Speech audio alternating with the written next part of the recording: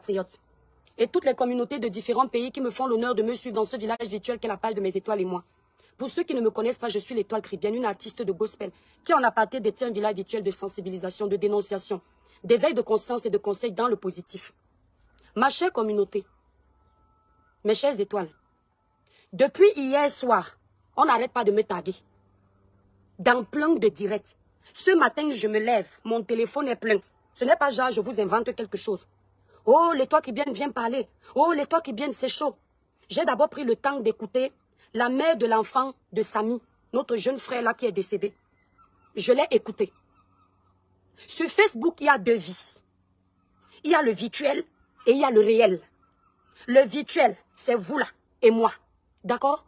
Le virtuel, c'est vous là et moi. Le réel, la femme de Samy est dans le réel. Quand elle allume sa caméra pour parler, elle n'est pas en train de rechercher les vues. Elle n'est pas en train de rechercher les étoiles. Elle n'est pas en train de chercher l'argent de Meta. Elle ne fait pas de placement de produits. Ça veut dire que dans le réel là, cette fille, elle a perdu le père de son enfant. Est-ce que vous entendez? Dans le réel, son enfant ne verra plus jamais son père. Dans le réel, elle ne verra plus jamais le père de son enfant. Si Samy donnait l'argent à son enfant, cet enfant n'aura plus cet argent. Si cet enfant voyait son père les week-ends, il ne verra plus son père. Si cet enfant allait en vacances avec son père, il ne verra plus son père. La personne qui perd, c'est cet enfant. La femme qui perd, c'est la maman de cet enfant. C'est la femme, c'est la maman de l'enfant de Samy. Les personnes qui perdent encore plus, ce sont ses parents, son père, sa mère, ses frères, ses soeurs, ses cousins, ses cousines. C'est-à-dire qu'à un moment donné là, quand on veut parler sur la toile, n'oublions pas qu'il y a le virtuel, il y a la réalité. Nous, on va finir de pointer nos étoiles. Nous, on va finir de pointer notre argent. Mais il y a des familles qui seront dans les pleurs. Qui seront en train de se lamenter. Mes étoiles, quand il y a un dossier comme celui-là, chacun vient dire ce qu'il veut. On m'appelle, on me dit que, oh, Karim, moi je cite les noms. Vous savez, moi je cite les noms des gens. Pourquoi? Parce que quand vous parlez bien des gens sur les réseaux sociaux, vous citez leur nom. Ça ne les dérange pas. Ils sont contents. Quand c'est mauvais aussi, vous devriez citer leur nom. Qu'ils soient contents ou pas, il faut assumer. À un moment donné, arrêtez d'avoir peur des gens. Dites ce que vous pensez. C'est-à-dire analysez le problème et soyez vrai. Même si on va vous jeter en prison, vaut mieux être en prison pour votre vérité. Arrêtons avec certaines personnes de venir être vrais. Et quand c'est d'autres dossiers, on dit on ne veut pas parler. Quand on a décidé qu'on parle sur les réseaux sociaux, quand on décide de parler sur un sujet, on ne regarde pas qui est dedans. Karim est cité dans ce dossier. La maman de l'enfant de ce photographe, cet influenceur qui est parti, nous a expliqué une situation. Je ne pense pas que cette femme puisse venir allumer sa caméra, montrer son visage, raconter des inepties, juste pour vous faire plaisir. Elle vous a raconté ce qu'elle a vécu. Oh mon Dieu, merci à cette personne qui m'a envoyé 1000 étoiles. Bacho Anthony, merci beaucoup. Je ne pense pas que cette femme soit venue sur les réseaux sociaux s'asseoir, vous parler avec les pleurs, avec son visage. Elle est la mère de son enfant et elle a inventé tout. Elle vous raconte ce qu'elle a vécu. Elle vous raconte ce qui s'est passé. S'il y a quelqu'un qui doit vous donner une bonne version, ce sont les personnes comme cette femme-là. Elle est la mère de son enfant. La famille de Samy peut venir nous donner les conseils, nous dire ce qui s'est passé. Maintenant, nous les blogueurs, qui allons venir ici avec nos allégations là, on n'était pas là pour voir. Mais quand un membre de la famille, elle est un membre de sa famille. Elle a un lien de sang avec lui. Un lien que personne ne peut rompre. Quand il y a eu un enfant quelque part, c'est la famille. Si cette femme est venue vous parler de ce qui s'est passé, au lieu de mettre les émotions, au lieu de mettre le favoritisme, vous-même vous me connaissez ici. Karim, c'est une personne que j'apprécie beaucoup. De par sa bravoure, de par sa force, de par sa niaque de travailler, on le sait.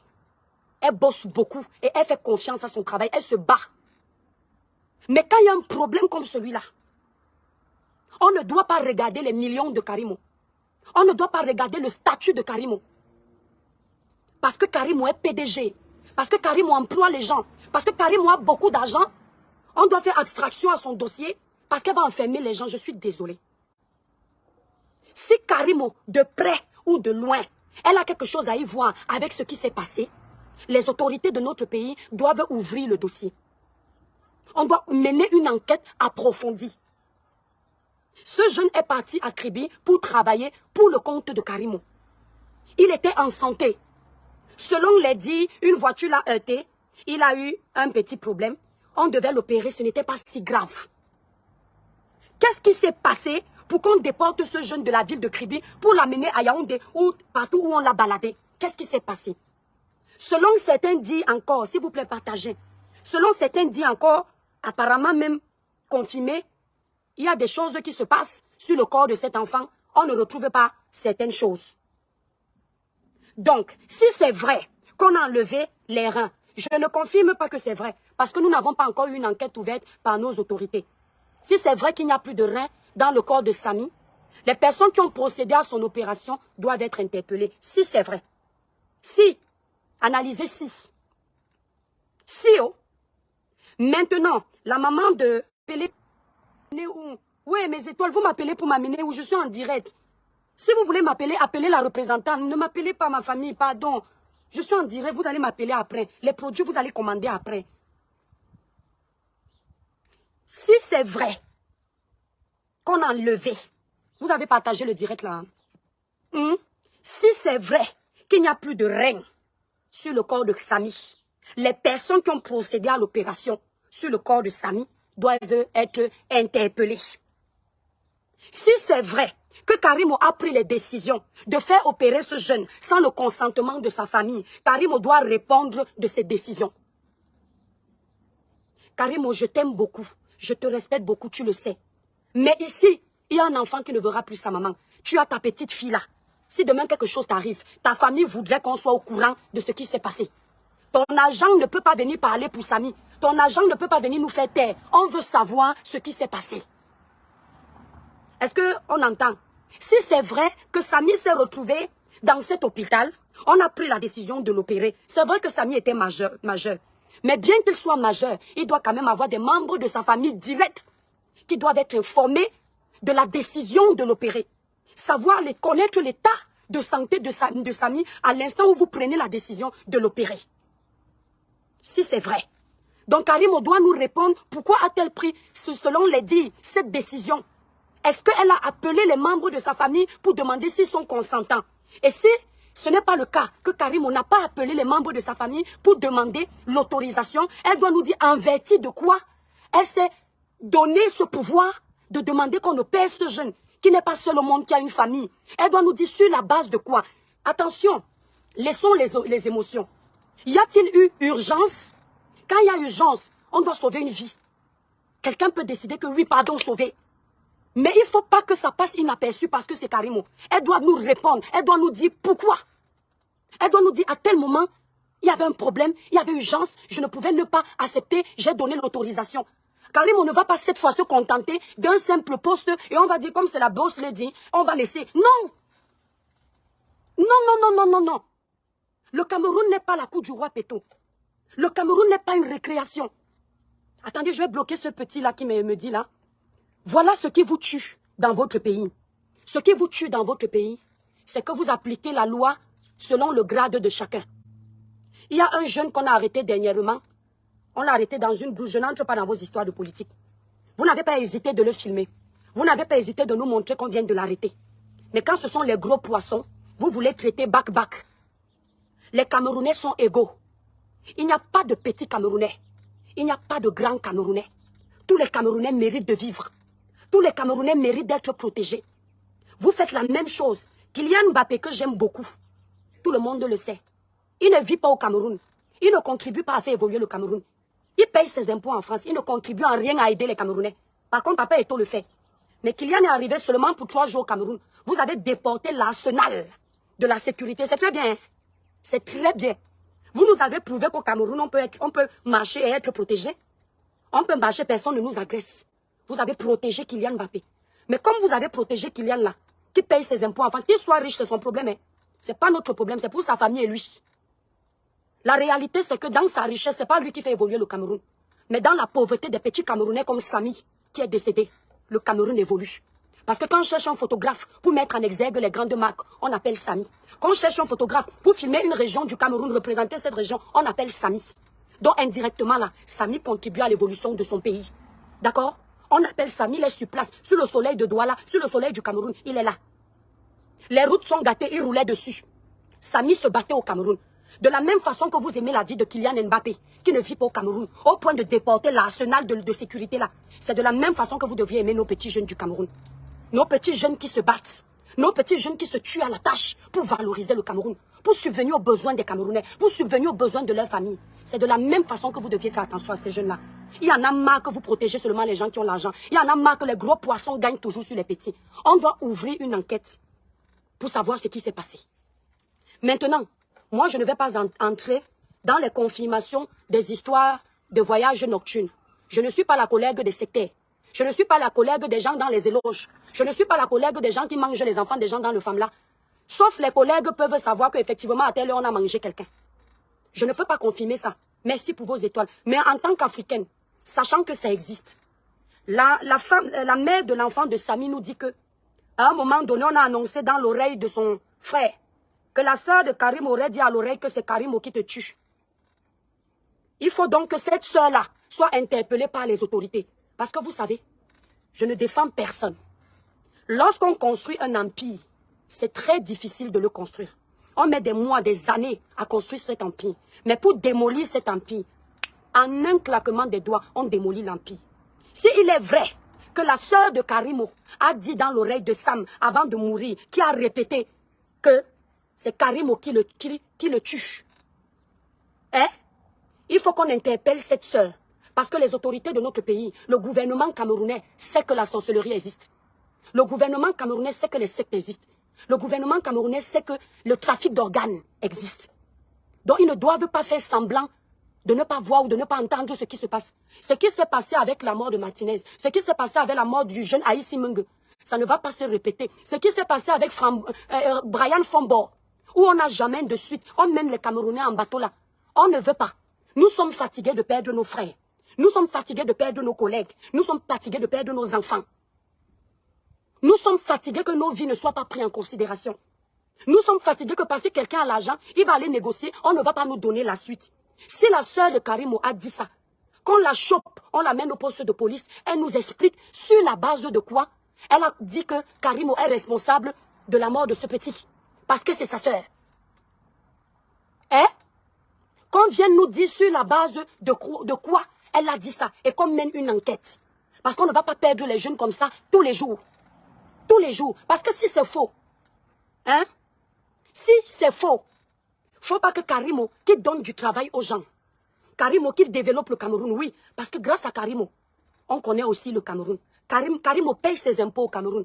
Karimo contribue au développement du Cameroun. Karimo diminue le taux de chômage au Cameroun. Faut pas qu'on vienne jouer aussi avec son image.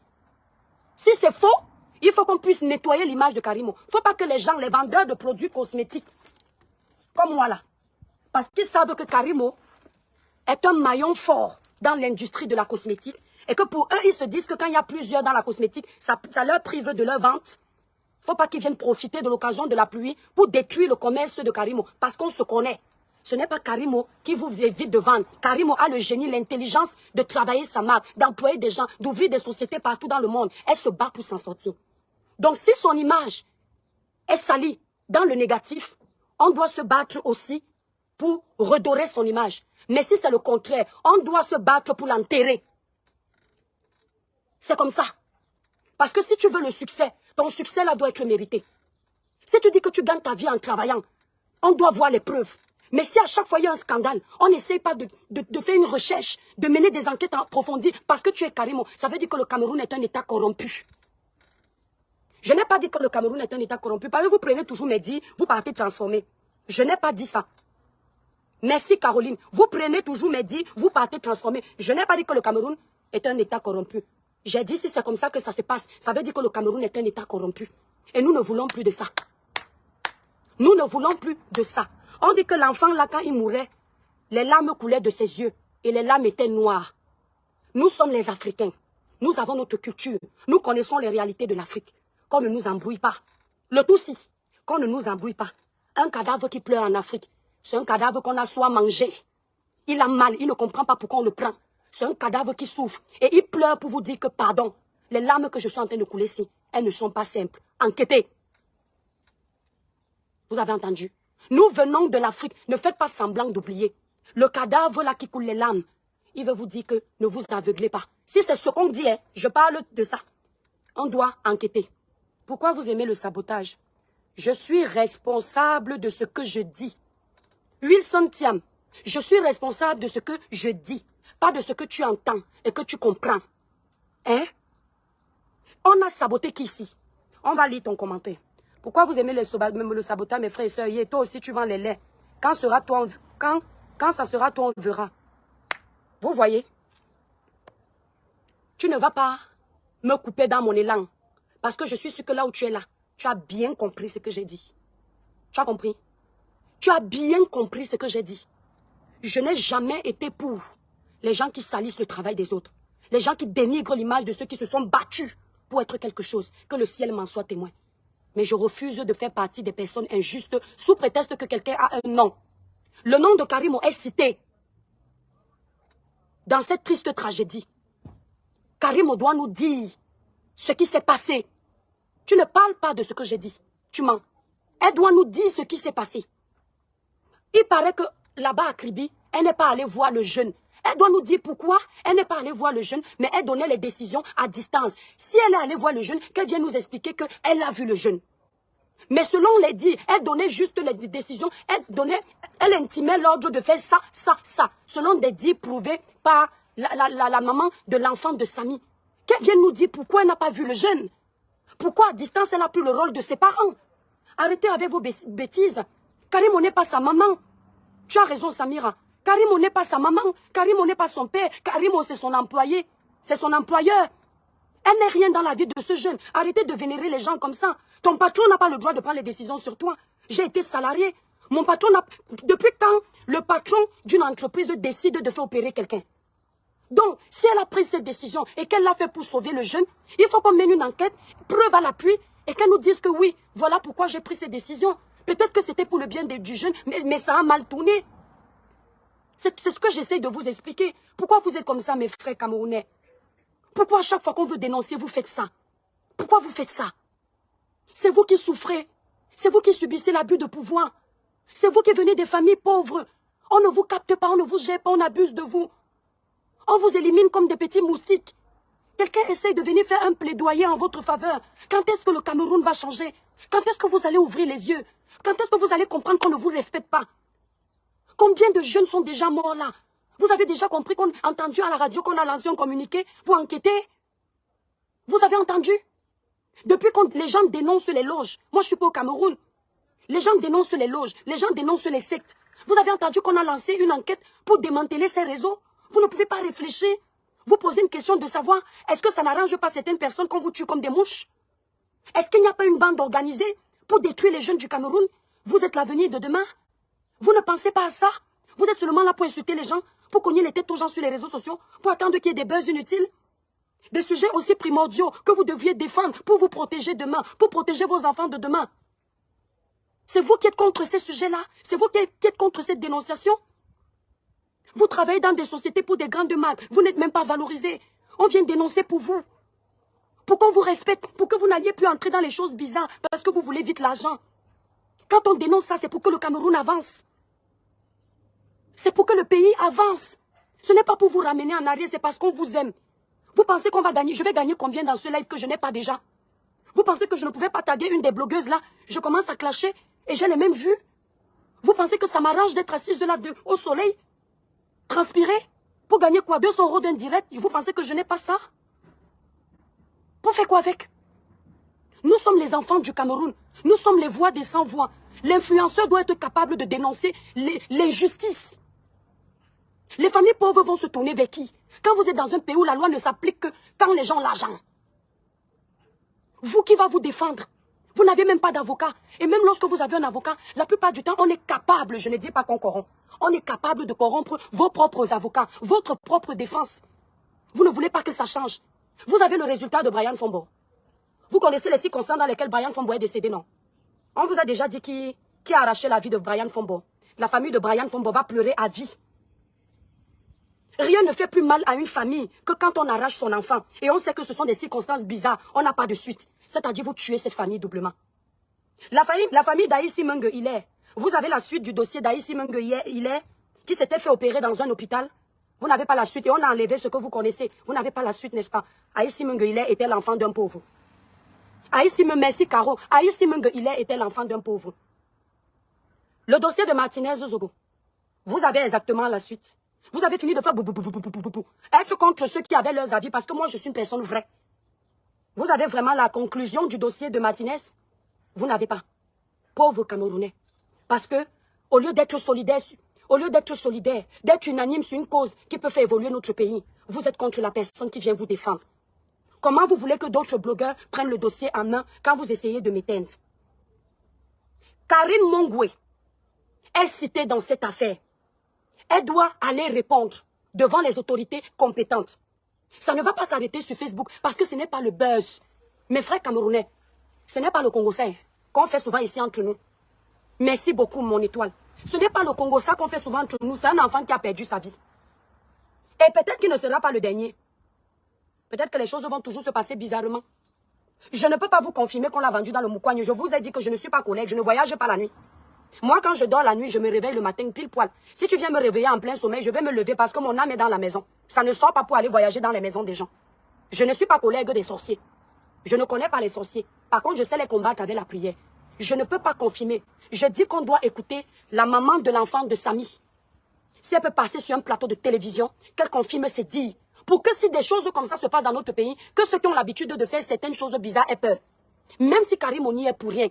Ceux qui voulaient faire, sachent qu'il y a une loi au Cameroun. Ceux qui voulaient faire, sachent qu'il y a une justice au Cameroun. Ceux qui veulent exterminer nos jeunes, sachent qu'il y a une justice. Dans ma ville à Kribi, je ne peux pas mentir avec cette histoire.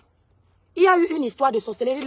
Le gouvernement camerounais, l'État camerounais, les autorités camerounaises sont au courant qu'il y a une histoire de sorcellerie dans ce pays. Il y a une histoire de manger les enfants dans ce pays. Dans ma ville à Kribi, on avait condamné les gens pour la sorcellerie. Ceux qui sont de Kribi connaissent la petite histoire que je vais vite raconter. Il y a une famille qui passait le temps à mourir. Dans la famille, il y avait les petits sorciers. Et le père en avait marre de perdre ses enfants. L'histoire est partie chez le procureur de la République. À Kribi, là-bas. Attendez, s'il vous plaît, ma représentante m'appelle. Oui, mais 20. Maman, regarde ce que t'as envoyé. Attends, je suis en direct. Hein. C'est quoi? C'est une cliente. Ah, non, non. Oui, mais je suis en direct, t'inquiète pas. Je suis en direct, mon bébé, tout à l'heure. Oui, c'est ma représentante de Paris. On a saisi le procureur de la République. L'histoire est partie au parquet. Quand l'histoire part au parquet, un des jeunes avoue que c'est dans leur maison qu'ils mangent les gens. Le procureur de la République, les Batanga savent que je ne suis pas en train de mentir. Le procureur demande que, mais comment vous pouvez manger quelqu'un, mais la personne est vivante? L'un des jeunes sorciers a répondu que, monsieur le procureur, je vous dis que je suis témoin, je suis complice de cette sorcellerie. Le procureur dit, c'est une histoire à dormir debout. Le jeune dit, monsieur le procureur, vous ne me croyez pas. Le procureur dit, comment je vais vous croire? Vous dites que vous mangez l'esprit de quelqu'un, la personne marche, il tombe, après il meurt. Le jeune dit, monsieur le procureur, envoyez vos gens m'acheter 2 papayes. Vous connaissez l'histoire là, non? Envoyez vos gens acheter 2 papayes. Vous ne direz pas que c'est moi. Moi, je ne touche pas les papayes. Mais envoyez vos gardes aller acheter 2 papayes. Ils sont partis acheter 2 papayes. Le gars là n'a pas touché. Le jeune qui était accusé n'a pas touché la papaye. Il a dit au procureur, Obi de Lombete non, Tatiana. Voilà tous les gens de Kribi. Voilà une fille de Kribi. Le jeune a dit au procureur, monsieur le procureur, je ne touche pas ces papayes. Monsieur le procureur, demandez à vos gardes de poser les 2 papayes sur la table. Le jeune pose la question au procureur, monsieur le procureur, coûte publicité avant de continuer. Pour un joli teint clair, lisse, uniforme et sans tache, utilisez la gamme Cribiclair élaborée pour les peaux noires, mates et métissées. La gamme Cribiclair ne coûte que 165 €. C'est la gamme que moi-même j'utilise. Allez sur le site cribiclair.com pour passer vos commandes. Le site est épinglé là, sur le direct. Ou alors en titre de ce direct. Si vous voulez m'appeler au téléphone, vous composez le 0033 767 91 0464. Si vous êtes à Paris et vous voulez récupérer votre gamme le même jour, appelez la représentante Merveille au 0033 783 47 45 53. On livre partout, mais le site est basé en France. Si vous voulez un teint au-dessus du mien, passez sur la gamme 20 €. La personne qui est en train de m'appeler là, ne m'appelez plus. Hein. Je suis en direct, vous m'appelez. Voilà. Le numéro de téléphone là, le premier numéro c'est la représentante, vous l'appelez à Paris. Voilà, donc c'était la courte publicité. Si vous avez les quintos sur les doigts, les irréguliers, regardez, il n'y a pas la luminosité, regardez mon teint. Le teint parle en arabe. Il parle toutes les langues. Il n'y a pas d'hydroquinone, il n'y a pas de soude caustique. Les produits sont faits à base d'intrants naturels et organiques. Voilà. Donc, le jeune dit au procureur de la République, je ne touche pas les papayes. Monsieur le procureur, demandez à votre garde de poser les 2 papayes sur la table. Le garde prend les 2 papayes, pose sur la table. Le jeune pose la question au procureur. Monsieur le procureur de la République, est-ce que j'ai touché les papayes? Le procureur dit non. Monsieur le procureur, ce sont bien vos gardes. Je ne suis pas complice avec eux, non. Le procureur répond que oui. Le jeune dit que monsieur le procureur, regardez. Le jeune a fermé ses yeux. Il a dit au procureur de la République, voilà comment on tue les gens dans la sorcellerie. Voilà comment on mange les gens dans la sorcellerie. Regardez ce qui va se passer. Le jeune était debout, les gardes d'un côté et toutes les autres personnes et les familles qui étaient là pour ce qui s'était passé. Le jeune a avalé, vous, comment on appelle ce qui est dans la papaye là, les pépins de papaye. Les 2 papayes. Le jeune a avalé tous les pépins de la papaye. La papaye n'était pas coupée. La papaye était sur la table à côté du procureur de la République. Le jeune a avalé les 2 pépins de papaye. En esprit, il a tout avalé. Les pépins de papaye ici représentent ton âme, tes intestins, tout ce que tu as. Comme vous, il faut toujours vous parler. Je dois toujours décortiquer. Vous ne comprenez pas les métaphores, vous ne comprenez pas les paraboles, vous ne comprenez pas les jeux de mots, vous ne comprenez rien. Mais vous insultez toujours les gens. Les pépins, l'exemple que le jeune veut prendre, les pépins de papaye représentent ton âme, ton esprit. Le jeune a fini de manger tous les pépins dans les 2 papayes. Le jeune a dit, monsieur le procureur de la République, après avoir fermé les yeux, je peux vous dire, ouvrez la première papaye. Ce n'était pas la magie. Hein. Écoutez, hein, il n'a pas touché la papaye, qu'on va dire qu'il a joué un jeu de mots. Il a fait quelque chose. Faut décortiquer, on va mieux comprendre. Rôle, on décortique quoi ici, là, qui est déjà décortiqué? Mamie Congosa, bonjour. Ouais. Qu'est-ce qui est compliqué ici à décortiquer? Mes étoiles, je vais vous décortiquer alors. Le jeune demande au procureur de la République, monsieur le procureur, nous sommes d'accord que je n'ai pas touché vos papayes, non. Le jeune dit oui. Monsieur le procureur, j'ai simplement fermé les yeux, non. Le procureur répond oui. Ok, monsieur le procureur, ordonnez qu'on ouvre une des papayes. Le procureur ordonne qu'on ouvre une des papayes. Avant qu'on ouvre une des papayes, le jeune dit, monsieur le procureur, quand vous allez ouvrir la papaye, elle sera vide. Parce que le jeune ne voulait pas que le procureur dise que peut-être que ce sont les papayes qui ont les malformations. Le jeune ne voulait pas lui donner l'occasion de trouver une excuse parce qu'il y a toujours des tomates partout. Le jeune dit au procureur de la République, monsieur le procureur de la République, quand vous allez ouvrir la première papaye, elle sera vide, il n'y aura rien dedans. Le procureur ordonne qu'on ouvre la papaye, une des papayes. On ouvre la papaye. On ouvre la papaye. La papaye est vide, il n'y a aucun pépin dedans. Mais la papaye était bien en forme avant qu'on ne coupe. Le jeune dit, monsieur le procureur de la République, vous avez vu la première papaye? Le procureur répond que oui. Le jeune dit, bon, on peut dire que la première papaye, c'est une erreur, n'est-ce pas? Peut-être que cette papaye, elle n'avait pas de pépin, n'est-ce pas? Ok. Le jeune dit, monsieur le procureur de la République, ordonnez qu'on ouvre la deuxième papaye. On ouvre la deuxième papaye. Pareil, le jeune a mangé tous les pépins des 2 papayes en esprit. C'est-à-dire que, quand tu es un être humain, et qu'eux, ils te mangent dans la sorcellerie comme ça, les pépins de la papaye là, c'est l'âme. Lui, il voulait ici là, faire l'illustration de l'âme. Comment dans le monde des ténèbres, il bouffe l'âme. Je vous ai toujours dit ici que, moi là, j'ai 90 ans. Je suis jeune, non, mais j'ai 90 ans parce que ayez des parents qui vous ouvrent les yeux. Ayez des parents qui vous conseillent. Ayez des grands-pères qui vous parlent, qui vous racontent tout ce qui se passe. Pour éviter d'entrer dans les bêtises. Pour éviter de vous frotter au faux. Nous là, à 17 ans, je pouvais te raconter plein de choses qui t'évitent d'aller dans les ténèbres. Le jeune Vanessa me demande si je crois déjà en la sorcellerie. Je vais te répondre après. Le jeune explique donc l'histoire de la papaye. Il dit, monsieur le procureur de la République. Quand mon oncle tel est parti travailler, le ciment est tombé sur sa tête et on a dit que c'est le ciment qui l'a tué. En réalité, mon oncle était déjà vendu. Son corps que vous voyez en train de travailler au chantier là n'était plus là. Son âme, son esprit, ce n'est que son corps que vous voyez. Il nous fallait juste une raison pour justifier sa mort. Il explique les autres morts, il explique comment. Un jour, on a tapé une des petites sœurs. Elle est morte quand on l'a tapée. Ce n'est pas la bastonnade qui l'a tuée.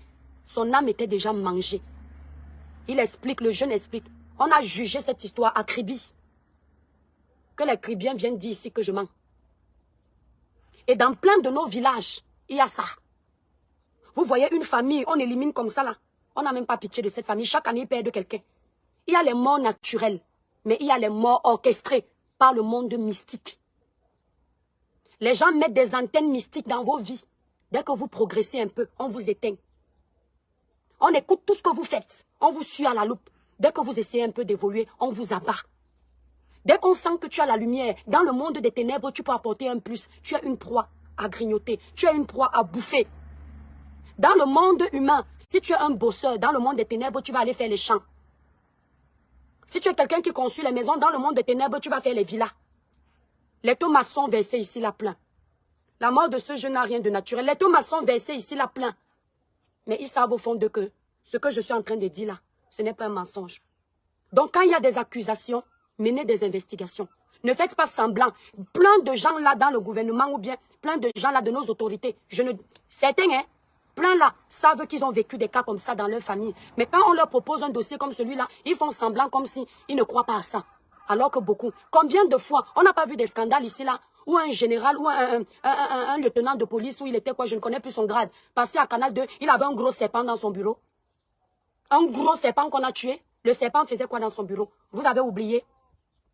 Ce ne sont pas les totems. Tu vois, dans la société, les gens ne font que mourir, mais il y a quelqu'un qui ne fait qu'évoluer en grade. Parce qu'il est là, il est en train de s'embattre tout le monde. Il s'embat tout le monde, ça veut dire qu'il avale tout le monde. Quand il a fini de s'embattre tout le monde, lui, il ne fait qu'évoluer. Mais les autres sont à terre. Vous expliquez ça comment? Pourquoi vous venez souvent crier ici, là, sur Canal 2, que, oh, la sorcellerie, oh, la sorcellerie, donc vous croyez à la sorcellerie? Un chrétien, un croyant, qui va te dire qu'il ne croit pas à la sorcellerie, c'est un menteur. Un croyant, au sucré salé, Laura Kameni, tu es la meilleure. Si tu écris encore le nom de Laura Kameni sur ma page, je vais te bloquer. Je n'aime pas les émotions et la manipulation. Je n'ai pas un problème avec Laura Kameni. J'ai reproché à Laura Kameni pour faire son entrée sur les réseaux de façon où tout le monde s'intéresse à elle. Elle a eu besoin d'ajouter plein de choses. Ne fais pas qu'on lui manque de respect dans le direct, c'est parce qu'on a déjà clôturé avec son dossier. Tu marques son nom parce que tu veux qu'on parle d'elle. On a déjà fini avec Laura Kameni. Si dans ce qu'elle dit, sans détruire, sans mentir, elle peut sauver certains jeunes, tant mieux, elle a sa place sur la toile. Tout ce que je dis, c'est qu'il ne faut jamais mentir sur le nom des autres pour exister. On peut sensibiliser sans pointer du doigt des gens. Au fond de nous, on sait très bien que ce qu'on dit, c'est un mensonge. Mais parce qu'on veut sensibiliser ou alors se gagner de l'argent, on est obligé de faire des inventions. Et si tu veux qu'on parle de Laura Kameni, parce que je vois des gens qui m'écrivent, toi qui viennent, tu as dit que Laura Kameni ment. Voilà quelqu'un qui est mort. Laura Kameni ne vous a pas dit qu'un homme va mourir. Elle a dit que bientôt une influenceuse brune va mourir. Donc là, il y a beaucoup d'influenceuses brunes. Si une influenceuse brune perd la vie, elle n'a rien prédit du tout. Hein?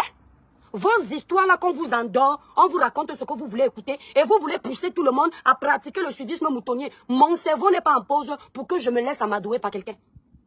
Je vois, j'écoute, j'analyse avec mon cerveau, pas avec pour toi. Je n'emprunte pas le cerveau des autres pour me faire mon idéologie. Le mien là, il est là. Comme toi, il y a ta part. Le mien a ses limites, le tien a tes limites. Moi, le mien là, quand je m'assois dans un live, en 5 minutes, je peux dire si on me ment un peu. Parce que j'arrive à voir les incohérences. Sauf que toi, quand tu es fan, le fanatisme te pousse à t'asseoir dans une vidéo. Tellement que tu es fanatique. Attendez, je vais bloquer Nestlé. Elle a essayé un peu de faire son show. Voilà, elle a essayé de faire son show. Voilà, on a dit à l'autre qu'on va le bloquer. Tu pensais qu'on blaguait avec toi, tu es venu faire ton show. Voilà que tu as perdu ton accès à la page. Tu es obligé de venir avec un autre faux profil. Après, vous allez dire qu'on ne vous respecte pas. Mais vous ne nous respectez pas. Quand tu es dans un live, il faut écouter. Mais vous partez, vous regardez certains lives avec le fanatisme chronique. Ce qui fait que même là où il y a les incohérences, vous n'arrivez pas à comprendre qu'il y a les incohérences parce qu'il n'y a que le fanatisme. Moi, je ne suis pas fan de quelqu'un. Si j'aime quelqu'un, mon amour reste limité. Je ne peux pas aimer quelqu'un au point d'oublier mon cerveau. Je vais te regarder. Oui, excuse-moi Fadila, tu as raison. Je vais te regarder, je vais t'écouter et je vais essayer de voir les incohérences. Si moi je décrypte les lives de beaucoup de personnes comme ils font avec mes lives là, vous allez voir comment je vais les mettre à terre. Moi, je n'ai pas besoin de 5 minutes quand j'arrive dans un live. C'est pas parce que je suis sabi tout comme vous dites. C'est parce que j'essaye d'éviter que mon cerveau soit en pause. Je le mets en marche tout le temps, j'appuie play pour qu'il travaille. Quand tu viens, tu m'envoies dans mon téléphone que, oh, l'étoile, tu as insulté Laura Kameni. Je n'ai jamais insulté Laura Kameni. Non. J'ai eu des victimes qui se sont plaints avec les preuves. Je vous ai fait écouter et je lui ai demandé de ne plus faire ce qu'elle fait. Et je pense que cette maman-là a compris. Parce que maintenant, quand tu regardes ses lives, elle a un peu plus d'émotion pour les gens. Elle n'annonce plus la mort avec les rires. Vous croyez que notre sensibilisation passe inaperçue? Est-ce qu'elle rit encore quand elle parle de décès? Aujourd'hui, quand elle parle de décès, elle parle avec les émotions. Elle met un peu d'émotion pour vous montrer qu'elle est humaine. C'est normal parce que le message est passé. Tu ne peux pas dire que tu es prophète. Tu parles des décès des gens avec le sourire. Tu dis, bientôt celui qui est aussi là-bas, il va mourir. Non. Parce que ce n'est pas un jeu. Si tu es sincère dans ce que tu dis, tu ne peux pas être en train de rigoler. C'est pas un buzz. C'est pas une cour de récréation. Tu dis que tu as envoyé de Dieu ou envoyé des ancêtres. Hein? Tu dois le faire comme ça. Pourquoi tu viens mentionner son nom? Tu mentionnes son nom parce que tu veux qu'on lui manque de respect? Si aujourd'hui, elle ne cite plus les noms qu'elle faisait comme au début, dans le désordre là, et qu'elle sensibilise parce qu'elle a quand même des choses qu'elle connaît, il faut le dire. Vous partez, vous écoutez, vous prenez ce qui est bon, vous l'encouragez, tant que ce n'est pas l'escroquerie. Elle ne gâte plus son bébé, tant que ce n'est pas l'escroquerie, où est le problème? Tout le monde a sa place sur Meta, tant que ça ne détruit pas les autres. Bref, je reviens à mon histoire. Donc la papaye, ils ont enlevé tous les pépins à l'intérieur. C'est comme ça qu'ils expliquent aux juges qu'ils avaient leur oncle, un des oncles qui était mort, justement, ça les amène là-bas au tribunal, qui était parti travailler dans un chantier. Le ciment est tombé sur sa tête. Vous comprenez? Le ciment qui tombe sur sa tête, tout le monde croit qu'il est mort à cause du sac de ciment. Mais non, on l'avait déjà mangé la nuit. C'est-à-dire qu'en esprit, ils avaient déjà enlevé l'âme et l'esprit de ce monsieur. Et il fallait juste trouver une excuse que c'est le ciment. Maintenant, ils avaient aussi une jeune fille qu'on avait tapée dans leur famille. On a accusé que c'est la personne qui a tapé la jeune fille, qui a tué la jeune fille. Or, c'est faux. La jeune fille était déjà vendue. Elle avait déjà été mangée dans la sorcellerie. Beaucoup de choses se passent au Cameroun. Quand il y a autant d'accusations à un moment donné, quand on vous aime, mes frères camerounais, si vous voulez savoir si votre gouvernement vous aime, si vos autorités vous aiment, lorsqu'il y a un scandale, on ouvre une enquête. Parce que vos vies sont primordiales. Vous êtes des valeureux Camerounais, pauvres, riches. Vos vies doivent compter. Vous entendez? Même si vous êtes pousseur, on doit vous respecter comme on respecte le ministre. Parce que quand vous poussez le bois là, c'est le bois là qui chauffe la maison du ministre. Même si vous êtes vendeur à la sauvette, vous vendez les habits. Les habits que vous vendez là, l'enfant du riche peut porter ça. Vous vendez le poisson, vous vendez les légumes, vous vendez les tomates. Les riches mangent ça, ils ne regardent pas que vous êtes pauvre. Ça veut dire que vous êtes une valeur ajoutée dans le développement de votre pays. Vous entendez? Vous êtes une valeur ajoutée. Insultez-moi tous ces gens qui viennent mal mes étoiles. Vous les virez de là avec les insultes propres. Ils n'aiment pas les gens qui leur disent la vérité. Ils veulent les gens qui mentent. Les gens qui font semblant de dire la sorcellerie n'existe pas. Mais la nuit, ils sont chez les marabouts. Moi, je ne crois pas à la sorcellerie. Mes parents m'ont toujours dit que le travail paye. Je ne crois pas à la sorcellerie. Je ne crois pas à ceci. Mais quand vous arrivez chez eux, sous le lit, il y a les médicaments. Dans les placards, il y a les totems. Mais eux, ils ne connaissent jamais la sorcellerie. Mais ici, Lucrèce, ils ne connaissent jamais. Eux, la magie noire n'existe pas. Oh, moi, je ne crois pas qu'on peut faire la magie à un homme pour qu'il nous aime. Quand vous arrivez chez elle, le nom de l'homme est cité sur plein de cahiers comme ça. Elle a mis la bouteille dedans qu'on a pour. Mais ils viennent toujours vous faire l'hypocrisie ici, là. Ils viennent toujours vous faire l'hypocrisie ici pour vous endormir. Et là, je peux aimer Laura Kameni parce que, au lieu de vous endormir, elle va quand même vous parler de tout ça. Vous allez écouter un peu. Ce que je n'aime pas, c'est l'escroquerie. Ce que je n'aime pas, c'est profiter de la faiblesse des gens pour dire des choses. Mais là où elle vous ouvre les yeux sur le surnaturel, c'est important. Parce que certains de vos parents ne vous parlent pas. Ils ne vous disent rien. Et vous tombez comme de la merde. Hier, je vous ai raconté. Je vous ai dit comment, quand on vous donne un contrat, pour éviter de ne pas vous faire avoir, ce que vous devriez faire avant de signer vos contrats. Parce qu'il y a des contrats sataniques. D'accord? Il y a des contrats sataniques. Liliane, on ne te bloque pas. Tu as seulement dit que je mens. Il n'y a pas la dictature ici, là. Voilà. Il y a des contrats sataniques. Ne signez aucun contrat, même avec les grandes marques, les grosses entreprises. Ne signez pas vos contrats sans d'abord prier dessus. Vous avez entendu? Merci, merveille. Vous avez entendu, non? Donc, ce que moi, je veux conclure, le live est déjà long, je suis fatiguée. On doit enquêter sur ce qui s'est passé avec Samy. Comment une opération, en France, on soigne on arrive à sauver les gens. Tu vois, quelqu'un a fait l'accident, tout est cassé. On arrive à le sauver. Vous, quelqu'un se casse seulement le pied, il meurt. Même si ce n'est pas le femmelin. On doit déjà voir qui sont vos médecins dans les hôpitaux. Qui sont ces chirurgiens qui ont le droit de vous opérer? Est-ce qu'ils ont vraiment des diplômes? Est-ce qu'ils ont étudié la médecine? Est-ce que ce n'est pas l'enfant d'un tel qu'on a donné le poste juste pour faire genre? Quand il y a un dossier comme celui-là, ma chère communauté, mes frères et sœurs camerounais, c'est l'occasion de foutre le bordel dans le torrent. On dit on profite de l'occasion de la pluie pour foutre le bordel dans le torrent. Ça veut dire que tout ce que vous subissez comme injustice au Cameroun, vous deviez profiter de ça pour dénoncer. Un scandale peut vous amener l'amélioration dans votre pays. Vous avez entendu? Vos familles, on a depuis le début de l'année ici, une maman est partie avec son enfant, une simple aiguë, l'enfant est décédé. Qui a piqué l'enfant? On ne sait pas. Combien d'enfants vous avez perdus dans les hôpitaux aussi à cause de la négligence, à cause des mauvais chirurgiens, à cause des mauvais docteurs? C'est le moment de dénoncer. J'envoie le boycott sur certains médecins, qu'on enquête sur leur diplôme, qu'on enquête. Non, mon étoile, Muriel Blanc, je ne veux pas rester longtemps. Il faut qu'on enquête sur ceux qui vous opèrent. Il faut qu'on enquête sur ceux qui vous soignent. Il faut qu'on enquête sur ces personnes-là que vous appelez personnel de santé. Le personnel de santé doit être agréé par un organisme agréé. Il doit être agréé. On ne peut pas vous donner un chirurgien. Vous ne savez même pas s'il pratique vraiment la chirurgie. Vous ne connaissez pas où il a étudié. Un de l'enfant est décédé. Un de mon père est mort. Un petit problème comme ça, ton père avait quoi? Mon père avait seulement le palu. C'est quoi? On vous donne quoi comme médicament? On vous traite comment? On s'occupe de vous comment? Laissez d'abord le cadre de la sorcellerie. Vous ne pouvez pas vous indigner déjà du fait que une grande ville, mon village Kribi, n'est pas n'importe quel village.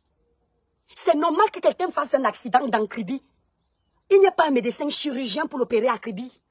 On est obligé de le déporter Douala ou Yaoundé. Vous trouvez ça normal? Moi, je ne trouve pas ça normal. Parce que on peut sauver des milliers de vies. Mon cher gouvernement, mes chères autorités, vous exagérez avec nous. On peut sauver les vies humaines au Cameroun en employant les bons moyens. Les bons hôpitaux doivent être dans toutes les villes du pays. Les bons hôpitaux doivent être dans tous les villages du Cameroun. Le Cameroun est capable de le faire.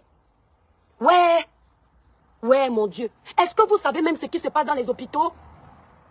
Loulou Ateba, le chirurgien qui attendait déjà là d'abord examiner le malade tant pour savoir merci là-bas. Pardon, partagez le direct. Est-ce que c'est normal? Vous arrivez dans un hôpital, voilà comment ils font avec vous. Les médecins, ce ne sont pas tous les médecins de mon pays qui sont incompétents. Je tiens à préciser que je ne suis pas en train de salir le corps médical. Ce ne sont pas tous les médecins de mon pays qui sont incompétents. Il y a des très bons médecins au Cameroun, diplômés, qui font bien leur travail. Ici, je suis en train de parler de ces pseudo-médecins qui nous ôtent les vies, qui tuent nos enfants, tuent nos parents. Nos parents pouvaient même rester en vie jusqu'à 80 ans, mais on a écouté leur vie à cause de la mauvaise médecine. Les médecins que quand tu arrives dans un hôpital, ils font comme ça là. Madame, vous avez les yeux jaunes. C'est quoi ça? Vous avez la typhoïde. Madame, vos yeux sont blancs, hein? Vous n'avez pas le sang. Oh, madame, je ne vois pas les veines. Vous n'avez pas le sang. Allez, transfusion sanguine. Eh, madame, je vous confirme, c'est la fièvre jaune. Allez, perfusion. Vous avez mal ou j'ai mal ici?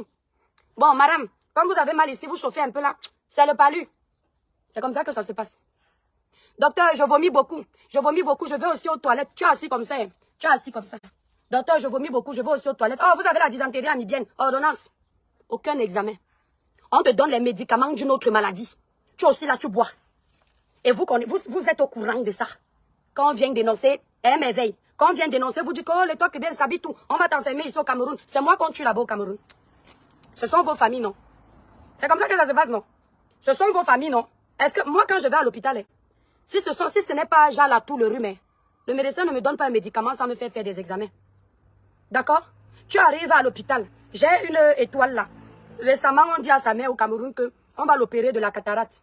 Alors que la pauvre mère n'a pas la cataracte. Il a déjà pompé, je ne peux pas vous donner le nom de l'étoile. Il a déjà pompé la facture. Parfois, il vous opère parce que l'opération coûte cher au Cameroun. Mais votre problème n'a pas besoin d'opération. C'est parce que c'est le seul moyen de se remplir les poches. Voilà quelqu'un qui me dit que c'est le sabotage. Aucun sabotage. Je vais vous parler de moi. Je vous avais déjà dit ça ici. Aucun sabotage. Ok, là-bas, c'est le sabotage. Je parle de moi. Mes étoiles d'amour. J'ai cherché mon premier enfant comme ça là. Mon enfant est né en août 2011. Mon premier enfant. Toute jeune que j'étais, j'aimais les enfants, je voulais le bébé. On m'a opéré en France d'une endométriose. Je vous avais déjà raconté ça ici.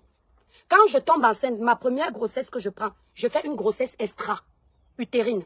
J'avais les douleurs. La grossesse est partie. Parce que quand la grossesse extra-utérine, c'est au début, quand on détecte ça vite, avec les simples comprimés, on peut évacuer ça. Mais si on ne détecte pas vite, vous pouvez faire une hémorragie interne, vous mourrez sur le coup.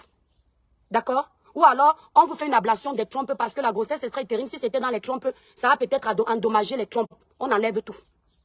Moi, ma première grossesse extra-utérine, on m'a donné un médicament. En France, c'est parti. C'était tout au début. C'est pourquoi je profite de ce live pour vous dire, vous qui cherchez les enfants, vous qui tombez enceinte, même si c'est dur, faites toujours les échographies pour voir si l'enfant est bien dans le sac de l'utérus. Parce que si l'enfant est mal placé et on détecte vite, ça peut vous éviter les morts précoces, les morts subites. Quand on détecte vite, quand vous tombez enceinte, le tout n'est pas de tomber enceinte, c'est de savoir si le retard que tu accuses là est bien placé, si le bébé, l'embryon est bien positionné. On découvre ici que je suis enceinte une deuxième fois. J'étais en train d'aller en vacances au Cameroun en 2010. Je suis enceinte. Je fais ma première échographie en France, tout va très bien. D'accord? Non, au Cameroun, pardon, excusez-moi, pardon. Quand je tombe enceinte ici, je ne fais pas l'échographie parce que quand vous venez de tomber enceinte, on ne va pas voir le bébé. C'est encore trop petit pour voir l'utérus, l'embryon. Vous comprenez, il est encore tout petit, c'est une petite tache noire comme ça. Je ne fais pas l'échographie, c'était tout au début. J'accusais peut-être de peut-être un mois, je ne connais plus les dates, mais c'était au début. J'arrive au Cameroun en vacances, j'arrive d'abord dans ma ville paternelle à Douala. C'est là-bas où je fais ma première échographie chez un médecin c'est une Française, qui avait fait ses études à la faculté de Montpellier en France. Pourquoi j'aimais aller là-bas? Parce que quand j'étais petite au Cameroun, ma grande sœur partait là-bas. Donc c'était un médecin de famille. Et je voulais être sûre pour ne pas tomber sur les charlatans. Nous tous là, on a peur de certains de nos médecins. Mais quand on vient dénoncer, vous faites comme si c'est moi la mauvaise. Comme si je veux salir le Cameroun, alors que non. On est en train de dénoncer pour que ça change. Vous êtes toujours en train de masquer la merde. Et à force de masquer la merde, ça va puer dans vos maisons. Et quand l'odeur en aura marre, eh ben, tout le monde va être au courant de ça. Donc acceptez qu'on parle entre nous Camerounais maintenant pour qu'on améliore ces conditions de vie. D'accord? Quand j'arrive au Cameroun, elle fait mon échographie. Elle me dit, ah, l'enfant est bien placé. Sauf que cette année-là, mon grand frère, c'était au mois de décembre, mon grand frère perd son enfant. Et cet enfant, je tiens à préciser que c'est un enfant que j'ai beaucoup cherché. Vous savez, avec nos histoires du pays, tout ça là. On me disait même que je ne peux pas accoucher. Je vous avais raconté ça dans l'histoire de Pamela. On ne va pas raconter la jeunesse. Après, mes détracteurs vont écouter mon histoire pour faire comme s'ils me connaissent. Donc, ceux qui disaient que j'avais accouché au Cameroun, là, non, je n'ai pas d'enfant au Cameroun. Ce sont vos vies que vous racontez avec vos enfants qui vont dans les endroits bizarres. Maman, regardez la chaleur, mes étoiliers. Qui vont dans les endroits bizarres. J'arrive au Cameroun, on fait mon échographie. Elle me dit que l'enfant est bien placé. Maintenant, mon frère, c'était au mois de décembre. Mon grand frère perd son enfant qui avait 7 mois. L'enfant n'avait pas assez de sang, donc il est décédé. Comme je suis sensible, j'ai commencé à pleurer. Et je tiens à dire qu'à la maison, personne ne savait que j'étais enceinte. Parce que moi, je suis très cachotière. Comme j'avais un peu peur des choses mystiques, je préférais que ma mère n'aille pas annoncer ça à tout le monde. Parce que ma mère, elle aime tout le monde. Alors qu'elle sait qu'elle a vécu des choses bizarres. Donc, j'ai préféré garder ma grossesse pour moi-même. Quand mon père, et comme à cette époque, j'avais le verre des femmes qui me piquaient. Sauf que quand j'arrive au Cameroun, moi, le verre des femmes ne me pique plus. Vous connaissez le verre des femmes qui pique là, non? Mon frère perd son enfant, je commence à pleurer, je me roule au sol. Je pleure tellement que le verre commence à me piquer. Comme je voulais à tout prix mon enfant. Je savais que si le verre là me piquait trop, la grossesse allait sortir. C'est là où il y avait une tata qui est comme une famille chez nous maintenant.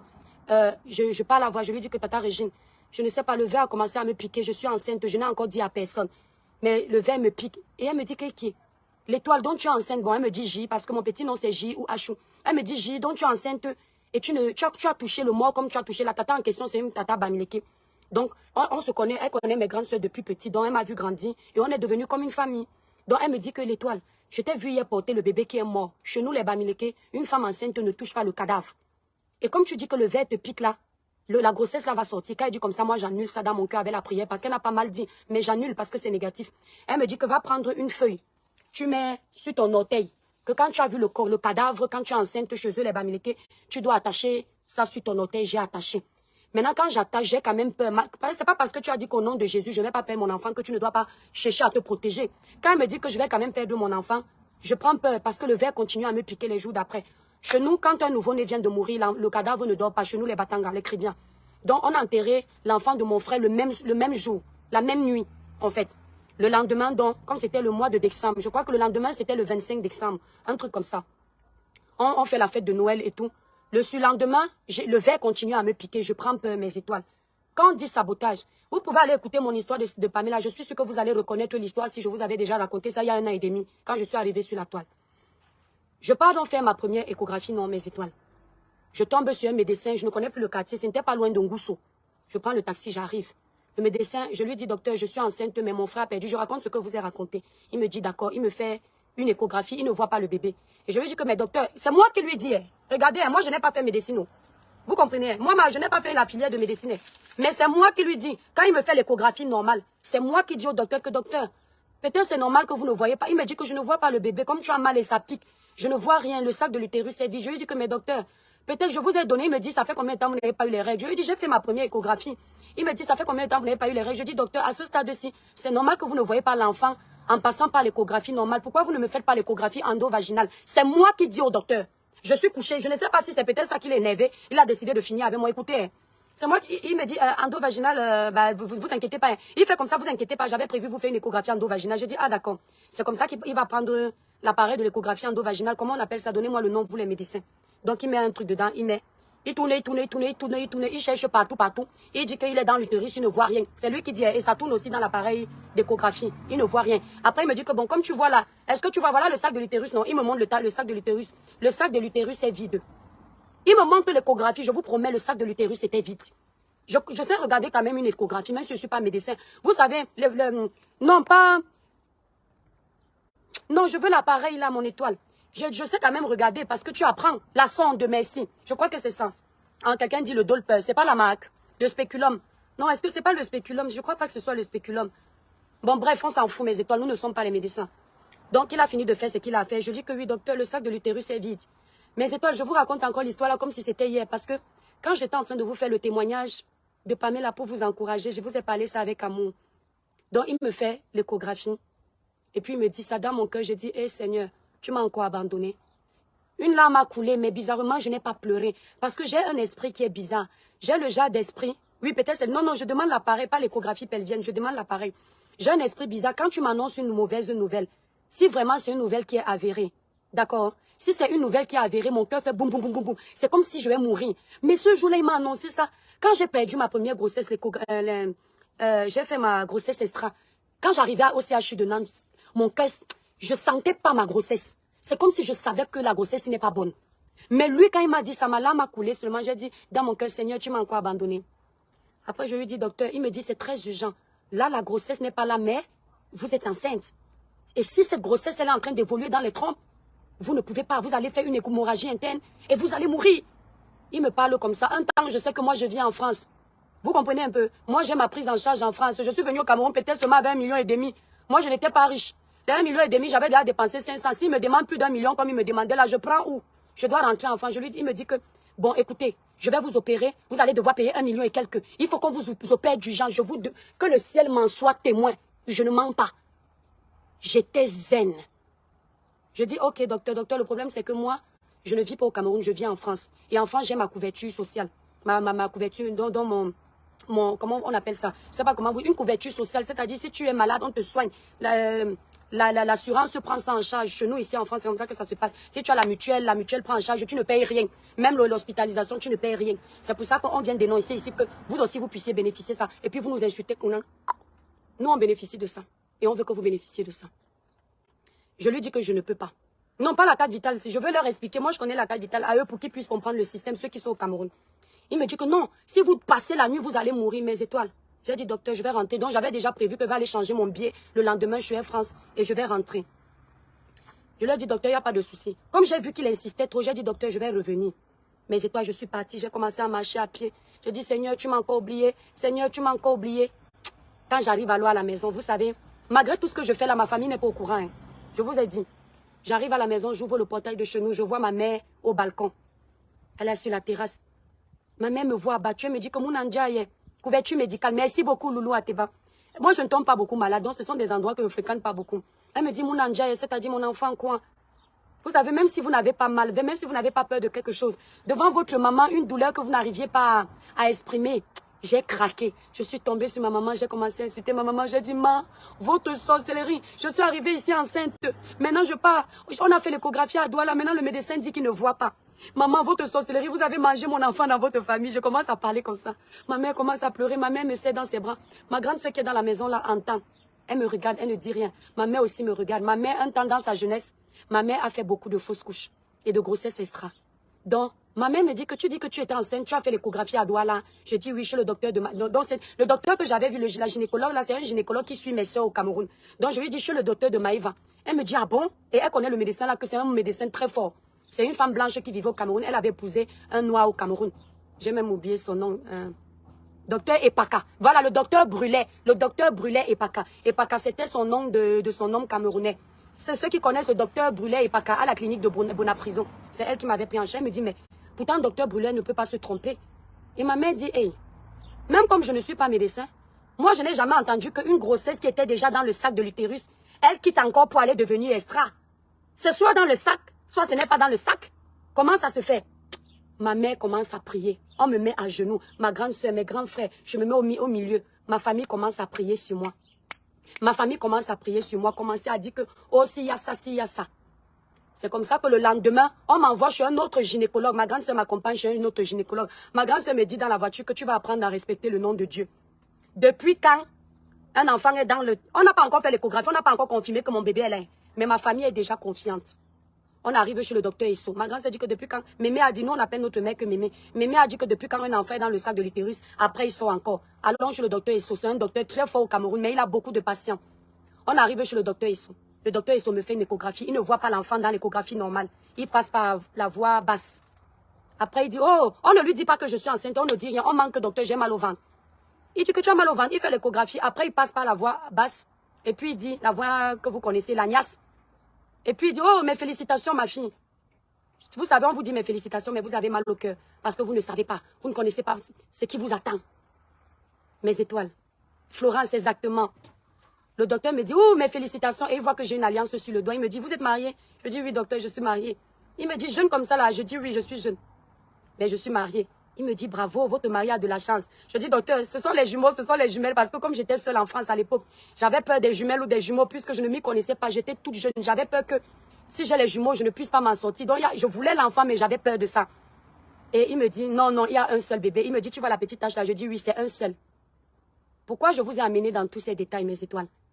C'était pour vous dire que si j'avais l'argent, comme j'ai peur de la mort, comme j'avais peur de mourir la même nuit, le médecin là voulait m'opérer la même nuit.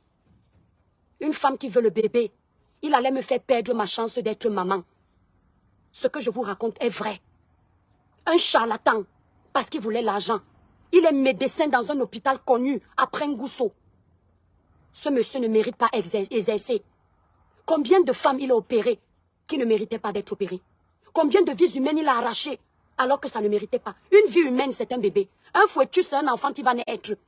Parce que nous tous, on était d'abord des fœtus, avant d'être des adultes. Il m'aurait arraché mon enfant. Mon premier fils a 11 ans. Il aura 12 ans au mois d'août. Vous comprenez? Il m'aurait enlevé, quand je marche avec mon enfant, je crois que c'est mon petit frère. Il m'aurait enlevé cette chance d'avoir mon garçon à mes côtés, mon attente d'amour. Il m'aurait privé d'être maman. Parce que quand tu as les problèmes d'accouchement, la première grossesse t'ouvre les portes.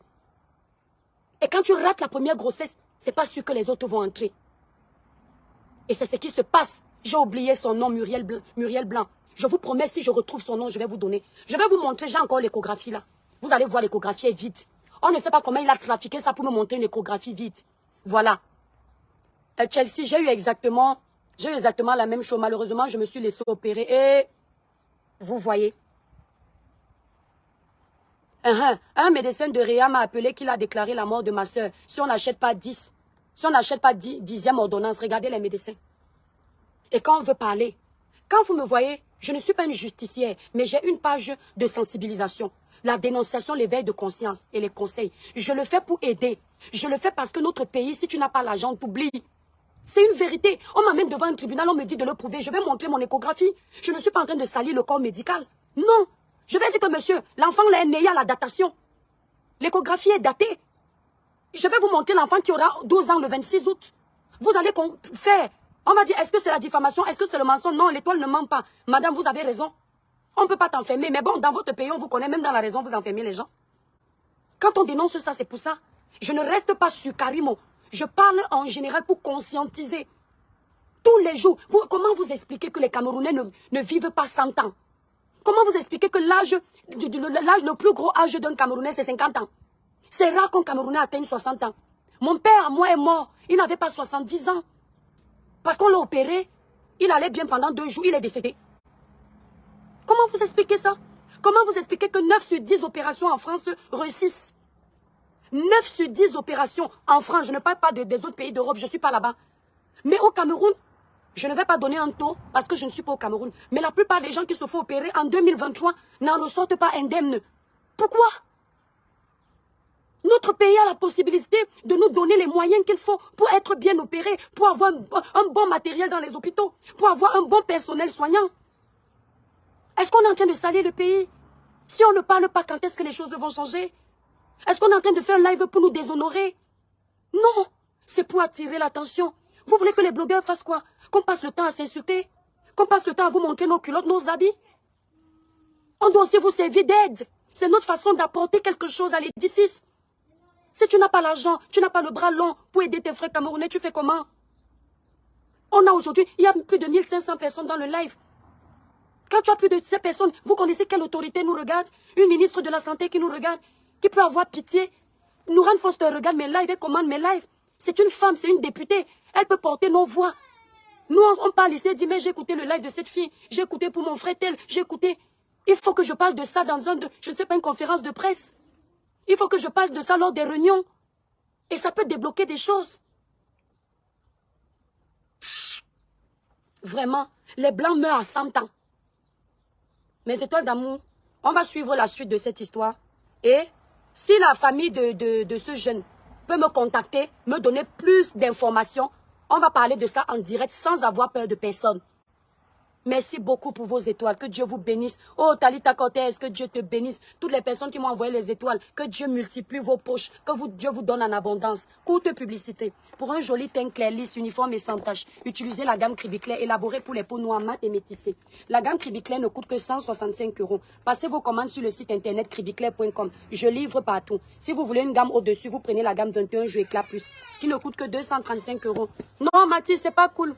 Voilà, donc j'en ai terminé mes étoiles, je suis fatiguée. Abonnez-vous massivement sur la page, partagez ce direct. Excusez-moi si j'ai tout parlé en même temps. C'est que j'en ai marre en fait. J'en ai marre de tout ça. Partagez le live là partout après. Je souhaite mes condoléances sincères à la famille de ce jeune. Je vous avoue, là, je vais vous dire la vérité. Honnêtement, je ne connaissais pas le jeune en question. Hein. Peut-être je l'ai vu un jour. Mais vous voyez qu'on ne peut pas connaître tout le monde. Pourtant, plein de mes collègues blogueurs le connaissent. Merci pour tes 100 étoiles, Sissi. Merci, que Dieu te bénisse. Que Dieu te le rende au centuple. Je ne connaissais pas, mais je suis touchée. Mes étoiles, ça peut être moi demain. Ça peut être un de vos frères de moi au Cameroun. On n'a pas seulement besoin de se sentir touché quand c'est l'un des nôtres. Soyons solidaires, mes frères et sœurs camerounais. Soyons unanimes pour défendre les causes justes. J'ai fait beaucoup d'erreurs sur la toile. Quand il y a mort d'homme, on défend d'abord la famille qui a perdu le défunt. Si je vous dis, je regrette beaucoup certains de mes mots sur le sujet de Martinez. Je ne regrette pas d'avoir demandé qu'on attende que la justice fasse son travail, mais je regrette de ne pas d'abord avoir compati. C'est pourquoi je me suis permise de dire que la personne qui m'a recadré ici, c'est la baronne suisse avec les mots qu'il fallait. Charles Tala, merci. Mes étoiles, abonnez-vous massivement sur la page. Abonnez-vous, partagez le live. Parce que quand il y a mort d'homme, les familles pleurent. Une famille ne va plus voir son enfant. Et nous ne sommes pas là juste pour amuser la galerie. Nos frères camerounais doivent compter sur nous. Voilà nos frères en Libye. On m'a envoyé les vidéos. Si je tente de mettre que la vidéo là, Facebook va me restreindre. En Algérie, on les a kidnappés, on les a mis dans une maison. Une femme a donné naissance à un bébé. Si vous voyez la vidéo là, j'ai failli mourir de pleurs aujourd'hui. Qui va parler pour ces gens? Ils n'ont personne. On doit servir de voix pour les autres. Même s'ils nous insultent, que vous nous servez à quoi? Laissez-nous avec notre pays. C'est parce qu'ils en ont marre. C'est parce qu'ils en ont marre. Merci, Jenna. Ils en ont marre de la souffrance. Ils acceptent même mourir comme ça. Mais toi, je suis fatiguée. Je vais devoir vous laisser. J'aurais pris les interventions, mais j'attends. Si la famille me contacte et veut passer dans mon direct, je m'en fous de qui que ce soit. Cette famille va passer dans mon direct. Vous allez intervenir. Vous comprenez? On doit dénoncer. Voilà. Mes frères blogueurs, mes soeurs blogueurs vont prendre la relève. J'ai confiance. Ceux-là qui sont là pour défendre les bonnes causes. La dénoncer avec la niaque quand ils s'asseyent dans un dossier, ça bouge. Ouais. Pour ça, le genre de dossier, sinon. On sait sur qui on compte ici sur mes talons. Voilà. Il faut qu'on dénonce ça. C'est pas normal. C'est-à-dire, même avec la force, les autorités de notre pays-là, ils vont se lever. Ils vont se lever. Tata Lolo vient aboyer dessus. Parce que pour ça, dans le genre de dossier, si j'ai confiance en toi, viens aboyer dessus. Ça va seulement crier là-bas, le président de la République va écouter. Une enquête va s'ouvrir. On ne blague pas avec. Bon, les étoiles, abonnez-vous massivement. Je vous aime très fort. Partagez le live. Partagez après ça massivement. Bisous, merci d'avoir été nombreux pour m'écouter. Merci pour le soutien, merci pour la force. Sans vous, Dieu passe par vous pour éclairer ce village. Merci d'avoir fait briller ce village avec ce live. Merci Julienne, merci vous tous, Kimo Merlin, Clara Nyoulou, vous tous, André Babette, tout ça. Jean-Marc Sombet, tout ce monde de la Laetitia Tom, Raïma, merci, Muriel Blanc, merci. Myriam, Catherine, merci. Mes étoiles, bisous, bisous. Bisous, je vous aime très fort.